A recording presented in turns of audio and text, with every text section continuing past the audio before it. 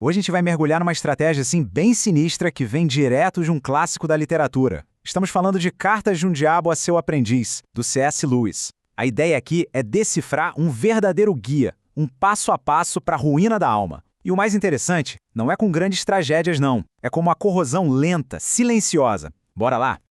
E tudo começa com uma pergunta, uma provocação que é o centro de toda essa estratégia. Esquece aquela ideia de fogo, enxofre, a coisa aqui é muito mais sutil. A pergunta é, qual é de verdade o caminho mais seguro para o inferno? A resposta, olha, talvez não seja a que a gente espera. Então, de onde vem essa análise? A fonte é uma carta. É tipo um relatório de progresso, sabe?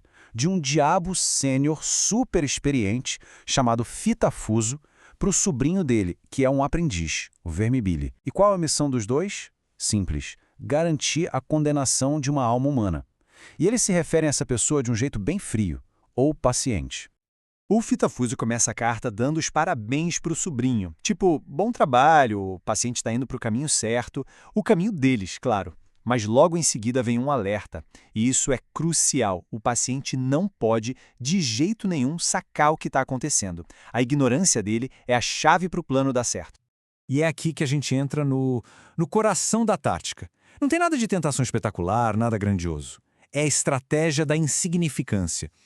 O objetivo é um só: fazer o paciente acreditar que aquelas pequenas mudanças, bem graduais, que acontecem na vida dele, são bobagem, coisas sem importância. E, o principal, que dá para voltar atrás a qualquer momento. Olha só essa desconexão total entre o que o paciente acha e o que está acontecendo de verdade.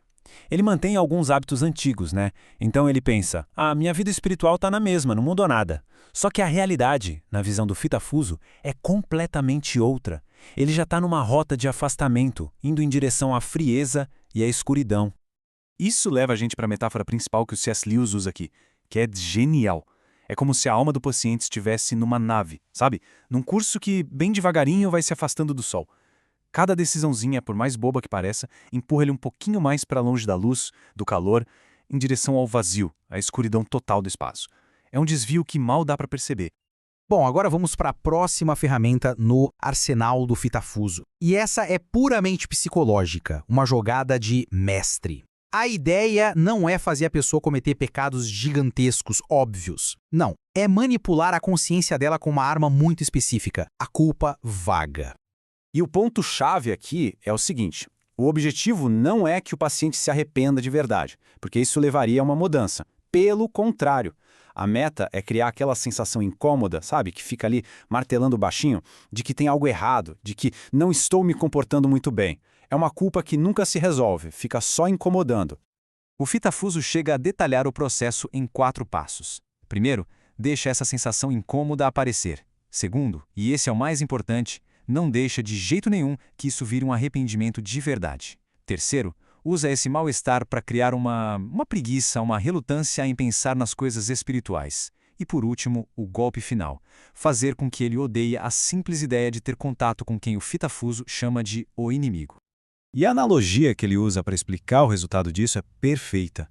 Essa culpa vaga faz com que pensar em Deus, em orar, seja tão desagradável quanto para uma pessoa cheia de dívidas dar de cara com o gerente do banco. É algo para se evitar a qualquer custo, sabe? Não porque a pessoa seja má, mas porque se encontra a forçar um acerto de contas bem desconfortável. Conforme a alma do paciente vai ficando meio anestesiada, a estratégia muda de nível. Aquelas grandes tentações já não são mais necessárias. É aí que o Fitafuso apresenta um dos conceitos mais arrepiantes de todos: o poder avassalador do nada.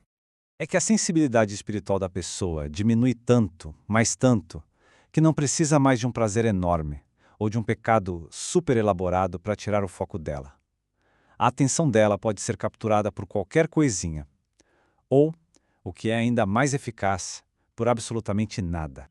E quais são as ferramentas desse nada? Olha só que coisa banal. Ler os classificados do jornal de ontem. Entrar numa conversa que não leva a lugar nenhum sobre assuntos chatos. Ficar parado por um tempão sem fazer nada. Olhar para o fogo apagado na lareira. São coisas que não dão nem prazer de verdade, nem são virtuosas. Elas só consomem um tempo, consomem a vida.